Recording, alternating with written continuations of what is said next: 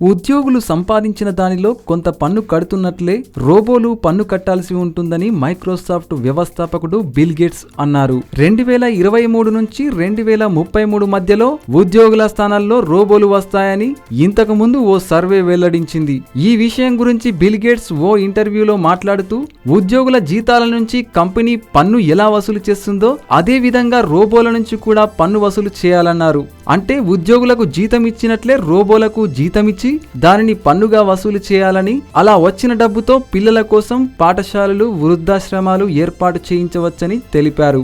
అందులో ఉపాధి లేని వారికి ఉద్యోగాలు కల్పించే అవకాశం ఉంటుందని బిల్ గేట్స్ అభిప్రాయపడ్డారు. ప్రభుత్వాలు ఎక్కువగా వ్యాపారాలపై దృష్టి సారించకుండా ఇలాంటి కార్యక్రమాలపై దృష్టి పెడితే బాగుంటుందని అభిప్రాయపడ్డాడు బిల్ గేట్స్.